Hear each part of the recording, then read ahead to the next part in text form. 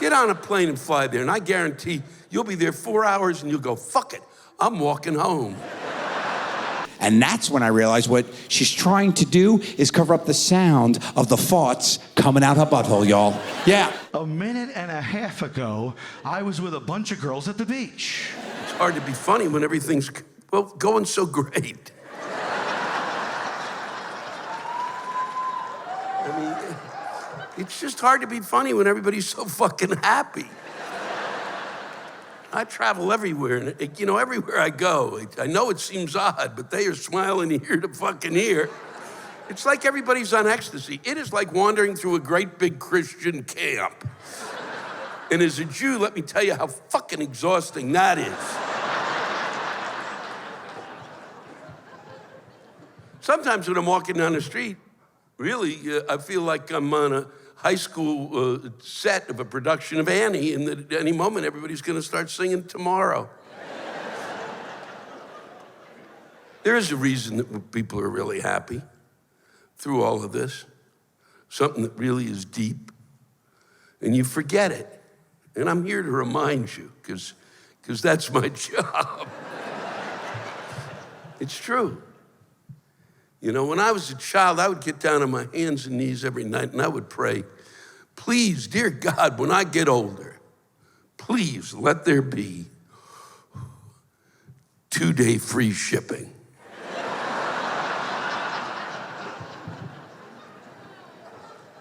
And I think, quite honestly, that I speak for all of us here tonight when I say that our prayers have been answered. If 2-day free shipping doesn't make you happy, there is something fucking wrong with you.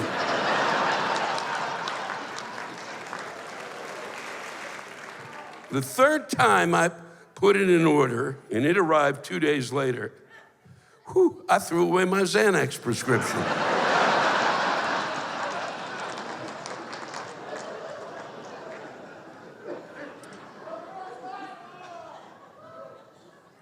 It's true, you gotta remember that. Some of you'll be at home, be a little sad, fucking start buying shit.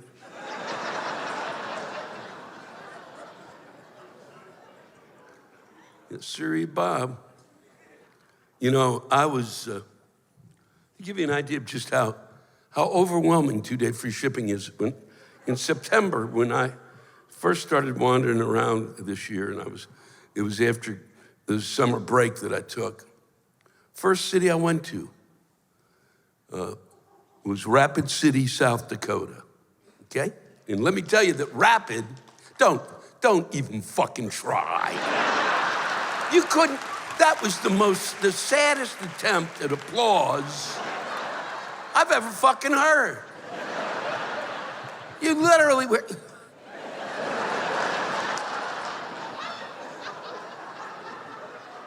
you've never been there.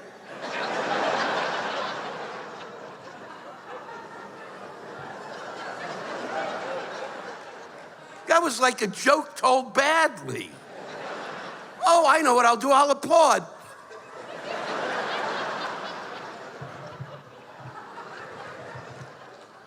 Let me tell you that, you know, the word rapid has nothing to do with Rapid City. And I mean that. Look, I don't know where you've come from, but if you've thought, boy, I gotta get the fuck out of here. I gotta find another place to live, okay? I gotta find you get your ass to Rapid City. Get on a plane and fly there, and I guarantee you'll be there 4 hours and you'll go, fuck it, I'm walking home. You drive to Rapid City, you drive. Nothing, fucking nothing. It's South Dakota. South Dakota, which worries about immigrants coming, you could take 10,000 Syrians, drop them in South Dakota, nobody'd ever fucking find them.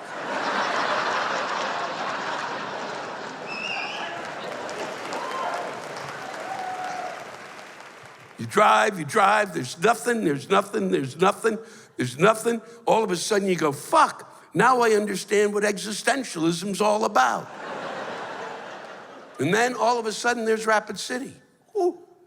And then you leave, and there's nothing and fucking nothing. Not a fucking goddamn fucking nothing. First exit you come to, 70 miles later, it says, don't bother.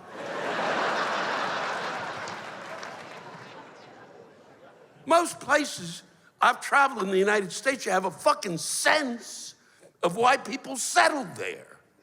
Rapid City, holy fuck. The only thing I figured, there was a wagon train and they just went, fuck it. I'm tuckered out.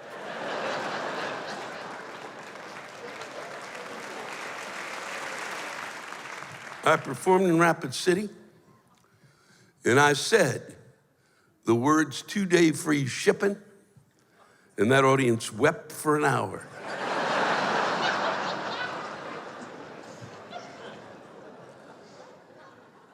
The reason 2-day free shipping is so important is because each of us has a hole in our hearts. Yes, we do. And the only thing that fills that hole is when we see something that we really want and we fucking buy it. It could be as simple as a pair of socks with unicorns on it. And that thing arrives at your house, that box, and you rip that box open. And you grab that pair of socks and you shove it right in that hole. And you feel good for about an hour and a half. And then you think, fuck, I should have got a dozen pair. They were on sale. Or you could find yourself sitting on a toilet seat in a bathroom in a gas station.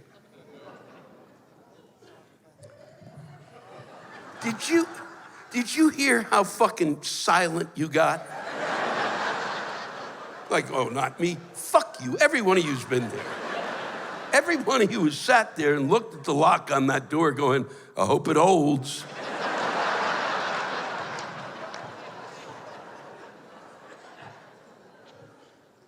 And you sit there now, and it used to be depressing, not anymore. Because now you think, this would be a perfect time to buy that Barca lounger. You take out your smartphone, you bring up the Barca lounger. It's this big, isn't it? And you make it bigger and bigger until it fills the screen. That's a fucking miracle. Then you pick the color, everything you want. Do you want to have a place to put your beer? That's why I'm fucking buying it. Then you hit the button. Fuck, it's gonna come in 2 days. Son of a bitch. You're so excited you can barely get your pants on. You kick open the door, you're dancing around. I'm gonna have a Barca lounger. I'm gonna have a Barca lounger. Then you go, well, what if they send the Barca lounger to this gas station? Well, now you're a little depressed, aren't you? So you go into the gas station, you grab yourself a 64-ounce Mr. Pibb, and one of those corn dogs that's been flipping around in the rotisserie for 30 hours, awaiting your arrival. And you stand there holding them both in your hands. And for one brief moment, you think, fuck, it's great to be an American. I think we should add another symbol to the LGBTQIA plus rainbow. I think it should be LGBTQIA plus $. And I know you guys are like, oh, but there's a lot of terrible people who have rich parents. Yes, but there are also a lot of horrible queers, all right? So what's your point? I know this is going to come as a shock to everyone here, but I haven't always been a hilarious comedian.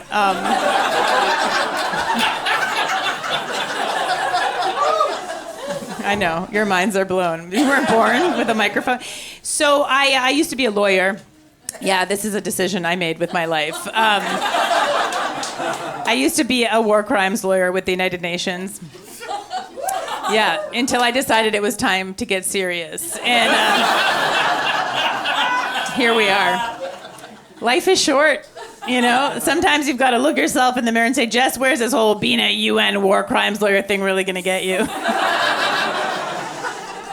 Sure, bringing war criminals to justice is a great way to kill time and hang out with your friends. But maybe it's time you put your law degree to use bailing degenerate comics out of minor drug offenses. That was every conversation when I started comedy. It was like, Jess, I'm having a little bit of a legal issue. Okay, did you commit a genocide? Because if not, I cannot help you. It's not my area. I don't always like to bring up my former career. I did have a woman heckle me once. She yelled, "You should have stuck to law." I know. Yeah, I was like, you don't know how bad at law I was, lady. So I really showed her. A lot of people have asked me over the years, how does one go from law to comedy? And number one, I don't recommend it. But number two, I would say, and I've now thought about this deeply, that a very important part, an essential ingredient, is that you decide for yourself, that you really make peace within yourself with the fact that dignity, not for you. You don't need it, you don't care for it, you like to be judged, you're happy to be embarrassed, okay?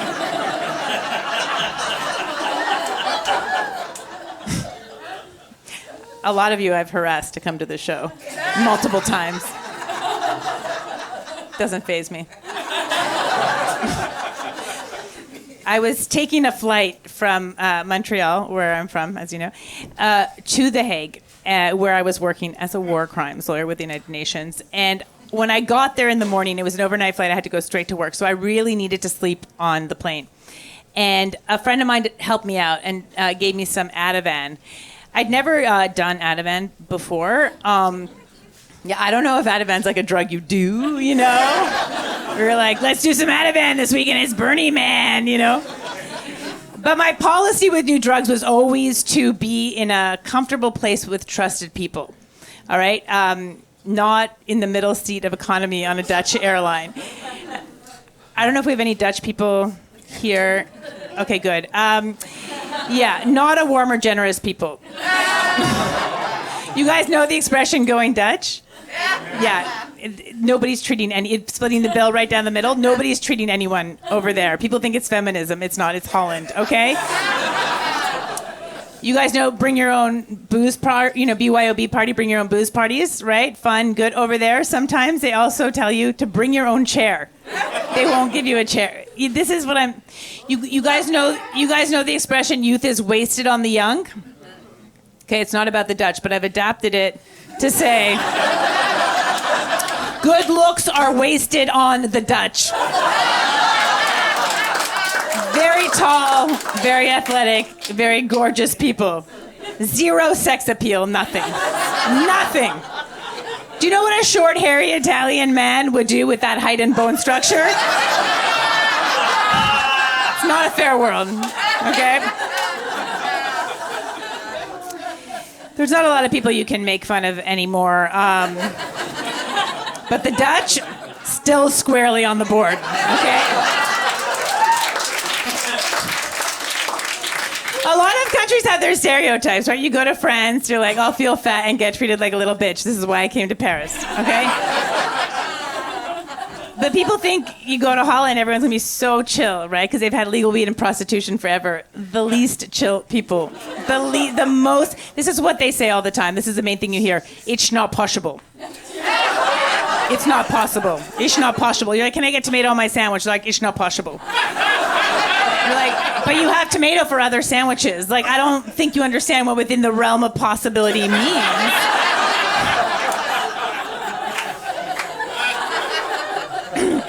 So I'm not well. I mean, obviously I'm not well, but I wasn't well on the flight. The Ativan started coming on like some bad ecstasy I'd taken in the late 90s that I'd bought from a guy with a wallet chain.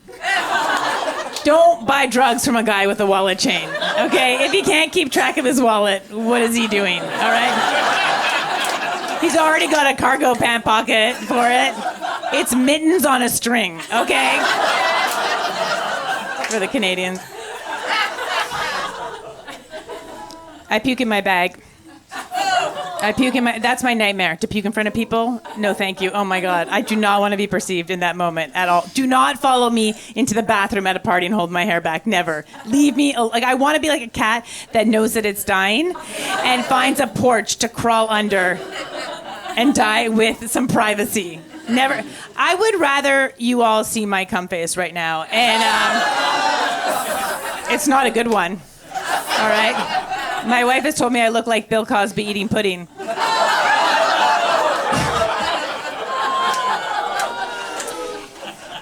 Right after I puked, I immediately had diarrhea. And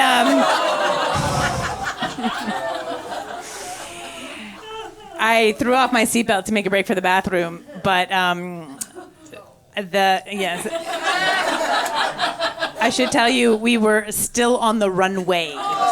The plane had not taken off yet, so all the flight attendants are like, no, you can't get up. But then they take one look at my face, and they make a collective decision for the welfare of the aircraft to let me go to the bathroom. Socialism. I get to the bathroom just in time. I pull my pants down. I'm so relieved. What's coming out of me? Is it pee? Is it poo? Who knows? It's liquid. It's liquid for sure. But I'm so glad I'm there. And then within seconds, my field of vision starts filling up with black dots, which I know means I'm going to faint. Because I used to smoke, when I smoked weed, when I was learning to smoke weed when I was a teen, I'd hold it in so long that I'd cut the oxygen to my brain and I'd faint and my high friends would have to take care of me. So I know I only have seconds before I'm going to faint in this bathroom, and that means that they're going to break down the door. They're going to have to break down they can't take off with a girl in the bathroom, okay? We're on the runway. They're going to have to break down the door and drag me out of there with my naked diarrhea ass, okay? I thought puking in front of people was bad. Guess what? I have a whole new nightmare I hadn't previously considered. So I quickly pull my pants up, no wipe, no zip, and I crack the door open, hit the ground, out cold, feet in the bathroom, body in the plane, all right? I come to, there's a doctor. They've called for a doctor, there's one. They're trying to get me off the plane, okay? I'm like, no, you can't. You can't. I must get to The Hague. I am a war crimes lawyer with the United Nations.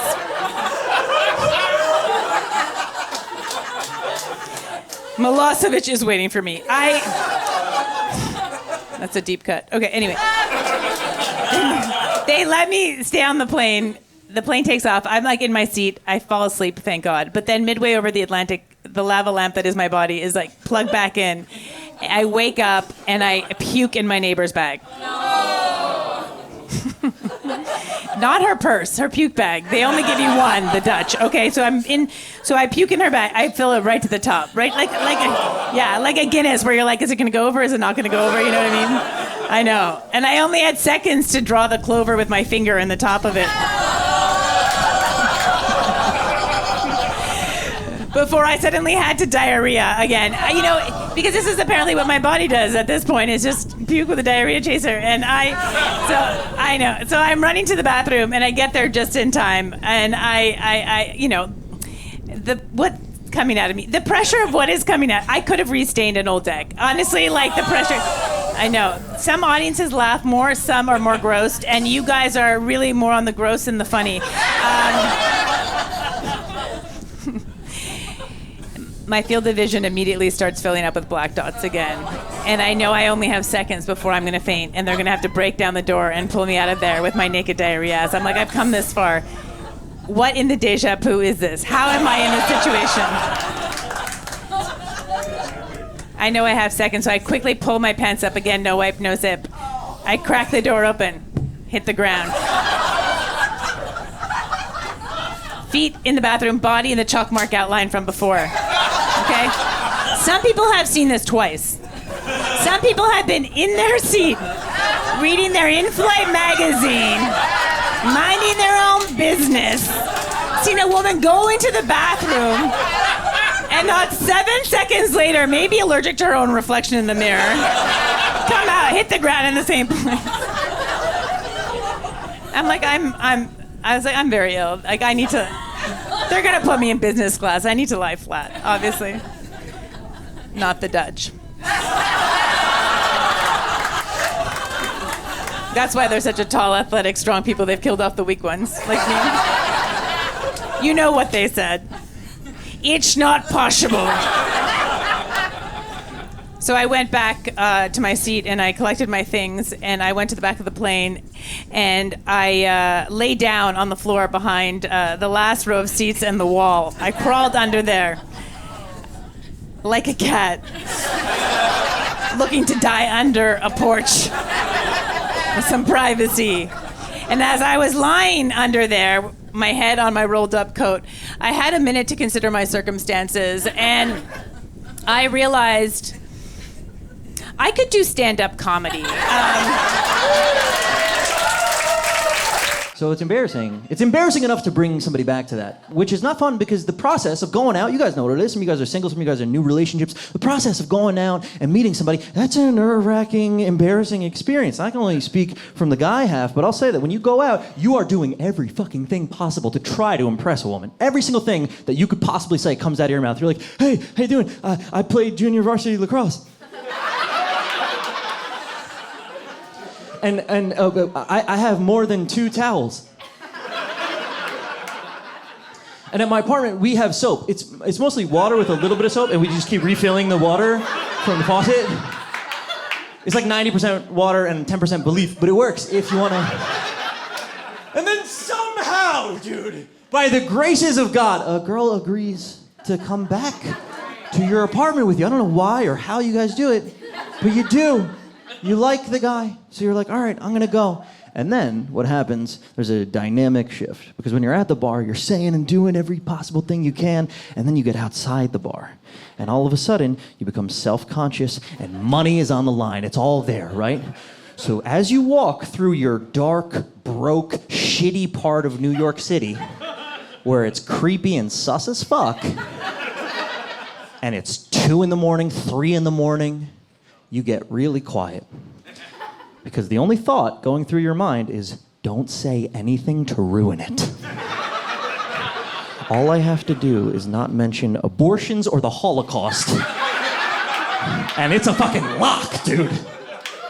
So the woman on the other side of that is like, what the fuck happened to that fun, cool, charismatic guy that I was just talking to? He was junior varsity lacrosse, now he's quiet as shit. So she gets scared. So every single woman going back to a dude's place, without fail, says this sentence. At some point on the walk back, you will do this. You'll go.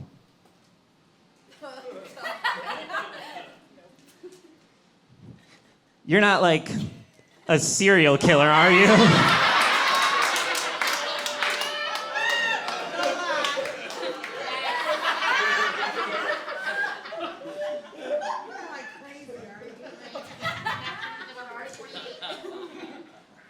If I was, you didn't just stop it. Right? Like, what the fuck kind of detective work is that you're like, wait a minute, are you a serial killer? I'm gonna be like, you got it. All right, come on, I'll drive you home. Let's go. You clever little one, you're good, you're good. You're like a regular Sherlock Holmes. Fuck. Spent $75 at the hardware store. What the fuck am I gonna do with this saw now? Wrap it up, boys, let's go. But I get it, you're self-conscious. Dating is hard. Dating's hard for that reason. It is scary, because you don't know. You don't know what you're signing up for. It doesn't have to be a serial killer. You don't know what baggage somebody comes with, right? I'll give you an example. I was hanging out with this one girl. We're back at my place, and we're just kind of pillow talking, just laying up, just kind of chatting. And then she goes, do you want to know, like, what my kink is?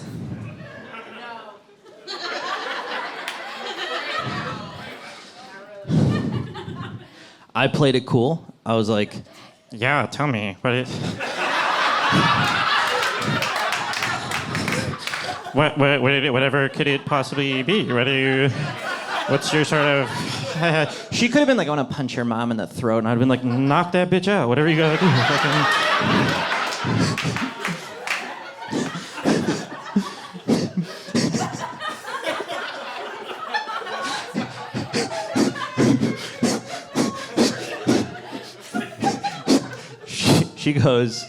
She goes, I think it would be really hot if like your roommates could overhear us.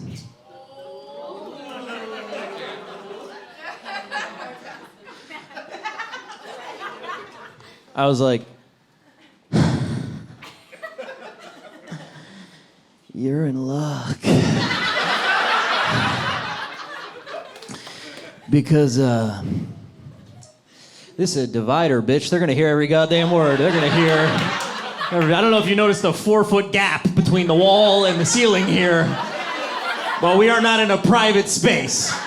The Kevins are listening in. They don't even say your banking information out loud. This is not.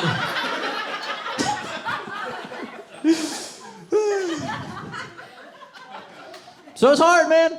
You know what somebody comes with? I was talking to a girl recently. We hadn't even met in person yet, and she confided in me. She said that she has narcolepsy. Now, I want to be clear about this. There is nothing funny about narcolepsy, except these jokes that I wrote. These are really funny. These are good. These are really funny. These are good. She tells me that she has narcolepsy type 1. And what that is narcolepsy with cataplexy. And what cataplexy means is that your entire body's muscle tone, your ability to even stand, walk, hold yourself up, it can just cut out and it can turn off and you can just go limp. Yeah, no, it's crazy. Aw, damn, for sure. And the way that it happens is based on an emotional trigger. And different people with cataplexy have different ones. For one person, it could be intense joy. For another person, it could be intense anger. She told me that hers was intense laughter. I am not only jacked and humble. I'm fucking hilarious, dude, okay? So when she told me this, I felt like I learned a little about her, and I learned even more about myself. Because the second she said that, I was like, I'm gonna kill this bitch. I'm gonna take her life, dude. Let's go, baby. New material night. What's poppin'? Let's go. Me, Dave Chappelle, crowd full of narcoleptics. Let's see who puts more to sleep, baby. Let's go.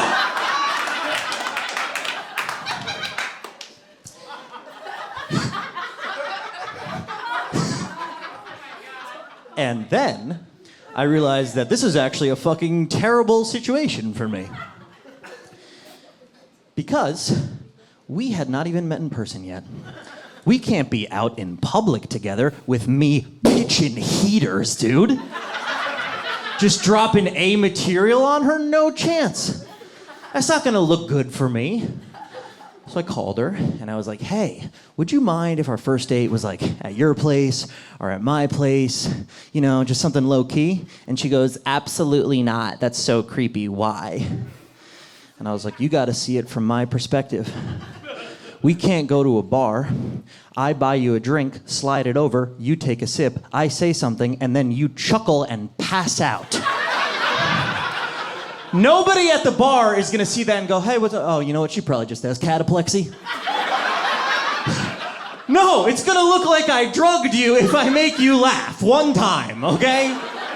I hit her with a one-liner. She just turns into Pinocchio, right? It's not gonna be good for me. If I fucking whisper something witty and then all of a sudden she just goes catatonic, like she's fallen asleep, I'm dragging her out of the bar, picking her up off my shoulder.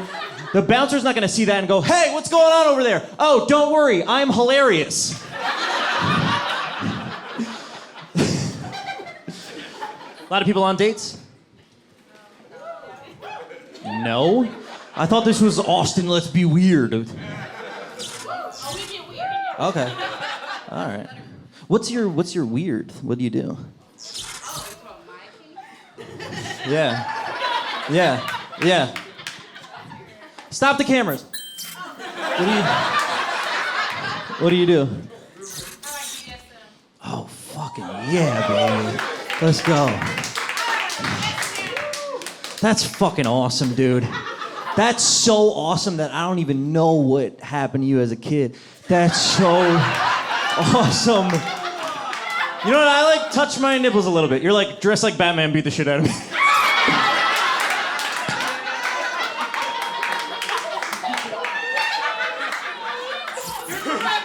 You're just getting fucked. Like, who is Falcone working for? I think I'm gonna fucking come.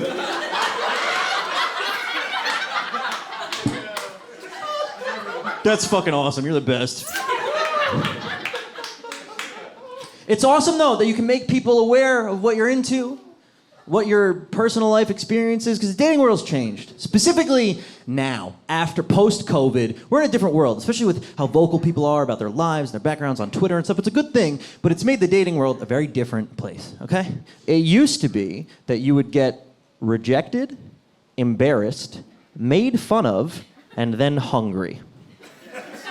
That's how it would go. Now, people, even colloquially, use terms we never used to use. Like, people casually will say things like problematic. Hear that a lot? People say, I'd never hear it. But people say problematic. They say gaslighting. They say love bombing. People use their preferred pronouns now. It's all new. It's good, but it's new, okay? So take some adjusting. Getting rejected is a different thing. Getting rejected used to be that you'd be at a place and you'd go up to someone and you go, hey, sorry to bother you. I was just wondering, do you know how much a polar bear weighs? It's enough to break the ice. Hi, I'm Nick. No, it's the worst thing you've ever heard? Okay. Go die in a hole? Yeah. No, it's cool. I actually brought a bag of dildos, so it'll be pretty easy to go fuck myself. No worries. Fuck you, Kevin. You should have said something. You could have walked up and said something. No, dude, let's just get food. Let's just get food. What? No, I'm not getting Mexican. Why? Because she's Mexican. I'm not supporting that, dude. Fuck that. Now, with the way that people talk and how much info is out there about everybody's experience, now you get rejected and you, like, learn a life lesson. It's a whole other... I was out with my buddies. We saw this group of girls. I went over. I was like, hey, how you doing? Immediately shut me down. Right away. Turned me down. Walked back over to my friends, and my buddy, he goes, what happened, dude? I was like, apparently I problematically gaslit, then love-bombed, all while misgendering.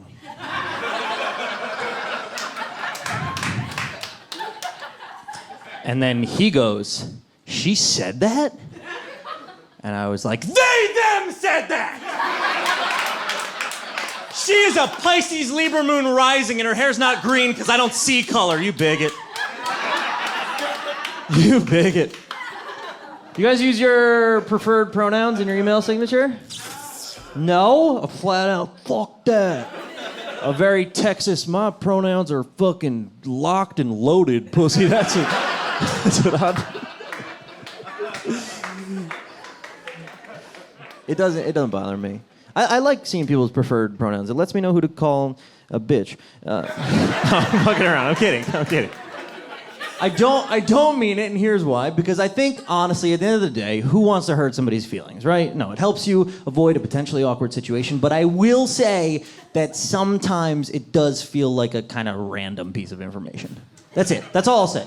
You know what I mean? Like sometimes you get an email, and it's like, really looking forward to the meeting on Tuesday. Going to be a productive one. Best, Janet, head of sales, girl. Yeah, well, that's cool. It's kind of random piece of information. I want to do that. I want to put like a random piece of... I want to put my bench press in my email signature. You know what I mean? It's like, can't wait for the show on Friday night. Gonna be a blast. Best, Nick, 265. What's up, pussy? What's good? What's actually good? What's real? Fucking Giga Chad legend. Those are my pronouns. What's up?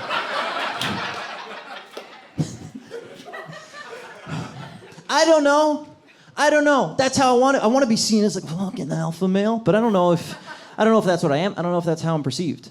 Like, you never know about anything about how you come off and who you are. Like, I don't even know sometimes if what I think I want is what I actually want, you know? Like sometimes I think I want to have sex with someone, and in reality, I just want new gossip. You know what I mean? Like, I'm at a point in my life where the best part of sex for me is talking about it with my friends afterwards. That's my favorite part of sex. Like, I don't have sex to have sex. I have sex to have had sex. I enjoy the story more than the experience, okay? Like, I don't even come until one of my buddies high-fives me. That's the insecurity that we're dealing with. It's like, I'll have sex, and then I kind of walk around with the sex in me all day. And I'll see one of the Kevin's like, what's up, dude? I'm like, I had sex with Becky. And he's like, nice. And I'm like, oh, don't stop. Keep going. He's like, how was it? I'm like, it was fucking good. He's like, you're the man. I'm like, oh my God, stop, Jimmy, stop. Stop, Jimmy, I'm the man. What do you mean I'm the man? You really think I'm the man, dude? Do it for the gram. Yeah, if Graham was like my dude's name, you know what I mean? I do it for the gram. I do it for my boy Graham and fucking Mackenzie and Jimmy. That's what I do it for. Sex is weird. Isn't sex fucking weird? Sex is weird. You know what's weird about sex? It's really weird that we don't look good when we orgasm. It's weird. It's weird because an orgasm is the best feeling that a human body can have. It's the best feeling a human body can have without drugs. It's your pinnacle of elation, and it's the ugliest you look. Isn't that weird that it's the best feeling you can have and it's the worst you ever look? Like, orgasming is a beautiful thing. When you orgasm, your body thinks that you're creating a new life. It's usually in a sock or a keyboard, but your body thinks that you're making a new person who's gonna create a sustainable farm and build a hover car and cure cancer. That's what your body thinks is happening. That's a beautiful thing. You should come and be like, you should look great when you orgasm. It's a beautiful thing, but you don't. We come and we're like, It's weird that we get uglier when we do that. I think it's because your body is trying to take all your best qualities and put them into a new person. So all you're left with is...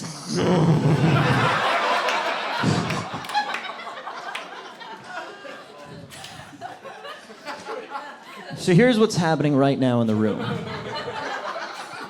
Here's what's happening. A lot of you guys are laughing because you feel the truth in that. And then some of you, specifically girls, are going, I look good.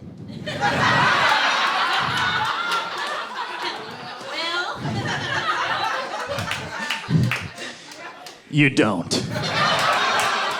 Dude, girls think that they're in a movie when they're coming. They're on top, they're in slow motion. First of all, no woman's ever been on top.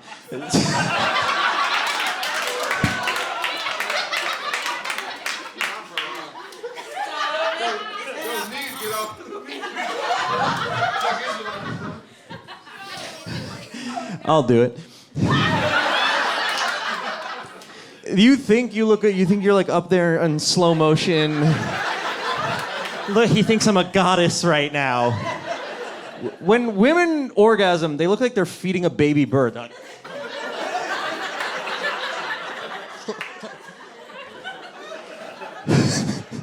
We look worse. Dudes look worse by a lot. Every dude orgasming looks like he's turning into a werewolf. Run away. Go. Don't look at me. Don't. Get away from me. Don't look. Okay. Say dad. No, you're my dad. What? Fuck you. And fucking sweat is hitting you in the face. And you're like...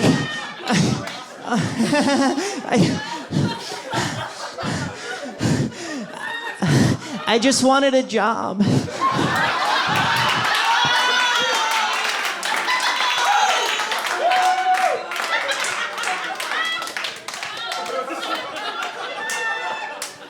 I lived with my grandparents for a long time here in Victoria, and they loved having me live there. I was like in-home tech support for them at all times. And they loved that a lot. My grandpa is very bad with computers, and I'd always go into his office, and I swear he had so many viruses on his computer, like the webcam would like follow me across the room.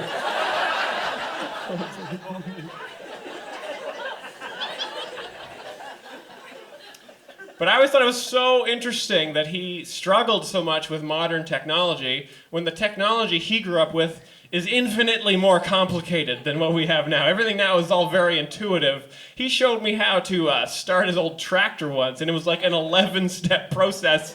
He said, you gotta put a little bit of fuel in the cylinder, pull the choke up, make sure it's in turtle mode. Sometimes if the battery's dead, you gotta like jump it on a hill. I'm like, Grandpa, you know how you start an iPad? You look at it. You just look at it.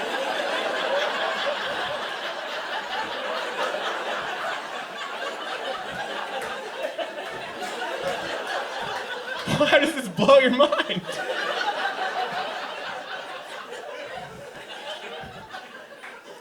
And my grandpa could fix anything too. He could fix his old tractor. He could like just hear it. He could be like, oh, it sounds like the clutch is slipping. Oh, it sounds like the cam chain needs tensioning.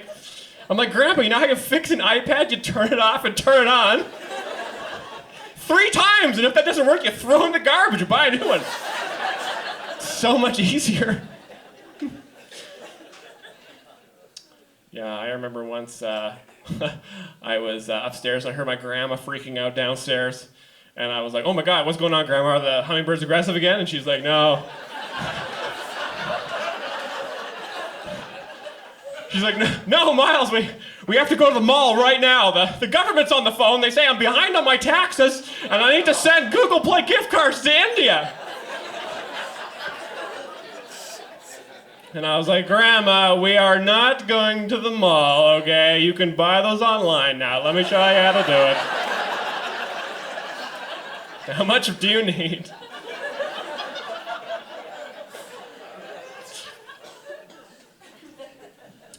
I definitely am a curmudgeon, though. I don't like new tech. I think there was a line that happened somewhere where we used to use technology. Now technology just uses us, and it's very annoying. You know, I also kind of feel like a weird old hermit now because, you know, I go around, like I remember how it felt to have my brain destroyed by my phone. I'm old enough to remember my pre-phone brain and just how smart I was back then. You know, I walk around like a weird old hermit now, like warning young people, like, oh, don't spend too much time on your phone there. I remember back in 2004, I used to have one thought for minutes and minutes and minutes. Oh, boy. I really used to get to the bottom of stuff back then.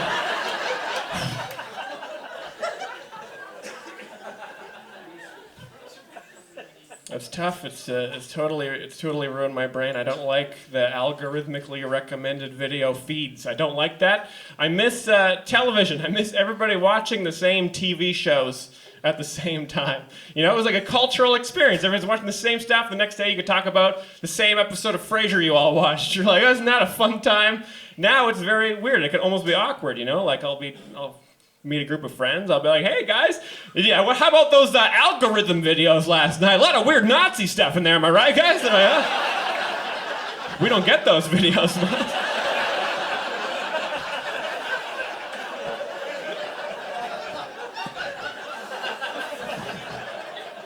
Well, they're very interesting.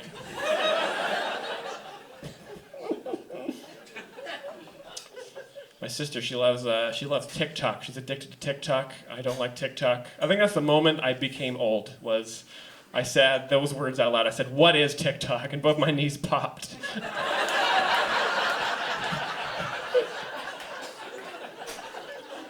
But she loves it, and I don't like it. I don't like random videos being just shotgunned at me as I'm sitting on this. It's very disorienting. And she's like, Myles, like, you just have to use it a whole bunch, and then it knows what you like, and it shows you better videos. And I'm like, you know how terrifying that sounds to me?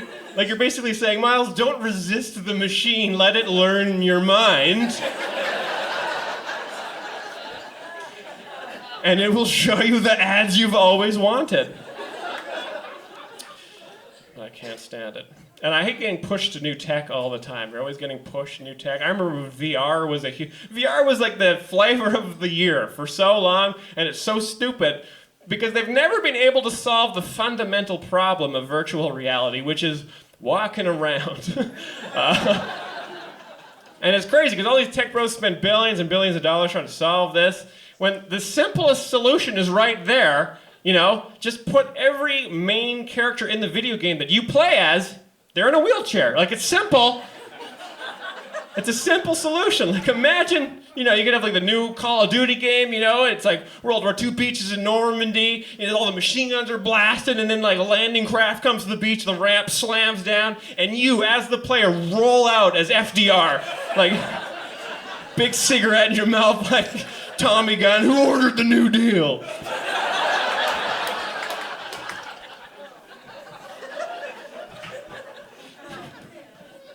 I love when people pull back when I say that joke. Like, whoa, there's no heroes in wheelchairs. No, we can't have that. No. We're a very mean group of people. We are not inclusive here. It's always, when I was growing up, I played so many video games, just obsessed with video games, me and my brothers. I have 2 younger brothers, and little boys are stupid. We are obsessed with war. I don't know what it is with little boys and going to conflict with each other all the time, but I grew up playing war video games, obsessed with war, and I think it's so sad that a lot of the world's wars are fought by teenage boys. Like, from a human perspective, it's tragic, but from a tactical perspective, it kind of makes sense. Like, teen boys are the dumbest, most aggressive people on earth. They heal instantly, and they stay up all night long. Like, it's pretty much everything you'd want in a super soldier. I would never want to fight an army of teenage boys. It would be impossible. I'd be standing there in a trench with my binoculars, like looking out, and I'm like, oh dear God, I see a huge like cloud of vape in the distance.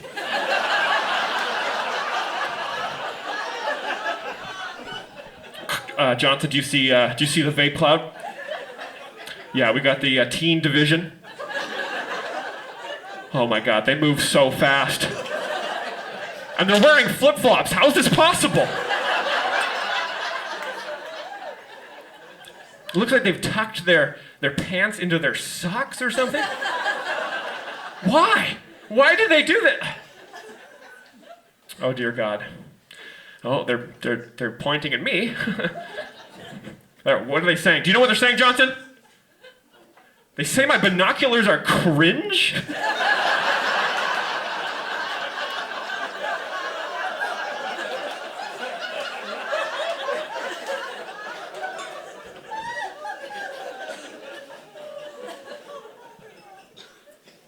I'm in my 30s, and it's funny, when I turned 30, everyone started acting all smug around me. They're always like, oh, you feel old now, Myles? You feel old? And I'm like, no, I don't. I don't really feel old because I'm in my 30s. I remember the day I felt old was the day I graduated university and had to do a job.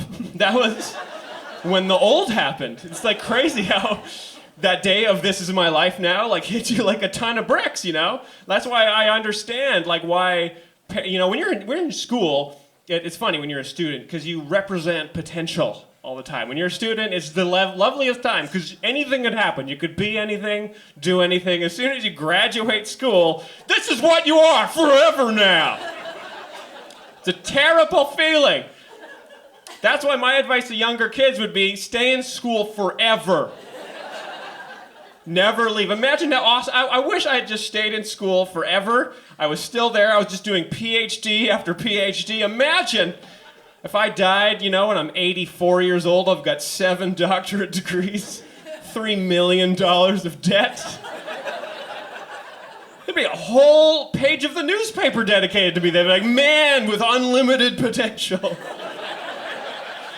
Died today. He was gonna change the world if only he ever graduated. We can only imagine what he would achieve. But yeah, I don't know. My older friends too, who are in their 30s already, were very smug. They were saying things to me. They're like, "Oh, you're in your 30s now. Well, buckle up, because when I was in my 20s, I could drink all night long, and the next day I'd feel totally fine. But now that I'm in my 30s and I drink too much, like the next day, like my gums bleed, I can't feel my legs." And I'm like, I don't think you have age-related medical problems. I think you have scurvy. Maybe have a Lyme.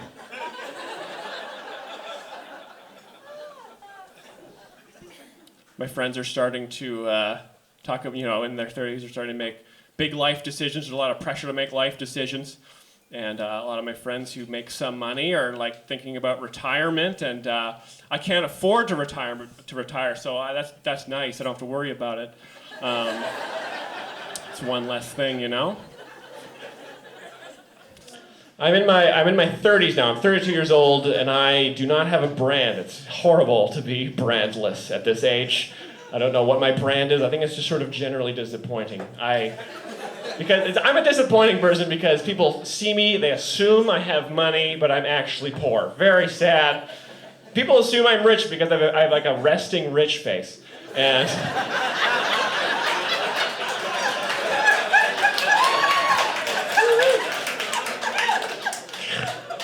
I do, and it's terrible because I also feel like I should be rich. Like I think that would be the natural way of things. Like I identify as a rich person even though I'm poor.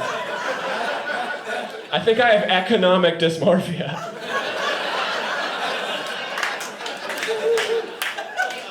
I do not identify with my bank account at all.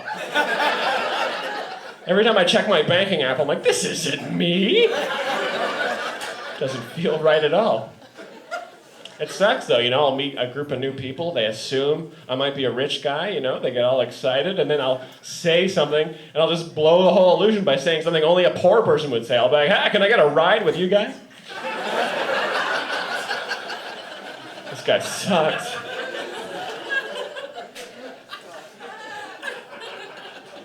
But yeah, a lot of my friends are, they're starting to have kids now, and they ask me if I want to have kids, and I'm like, that's a very complicated question, because I want to have a very specific kind of kid. Like, I want to have rich kids, and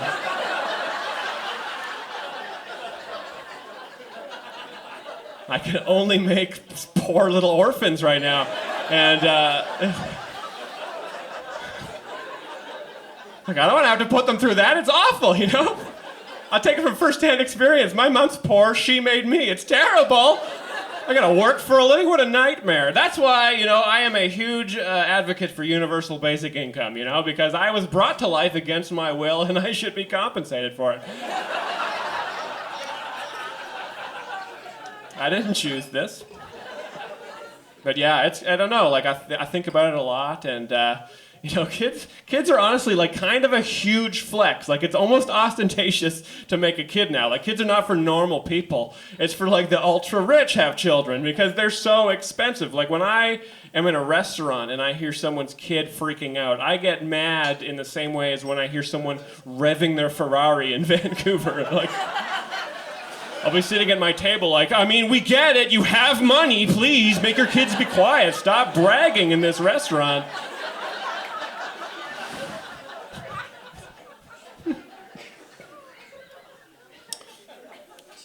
You can't just you can't just raise a normal child anymore. You can't just like have a good person. That's not good enough. You have to optimize a child for the global economy now. You cannot slack. If your kid doesn't make the Forbes top 10 under 10, not a lot of options.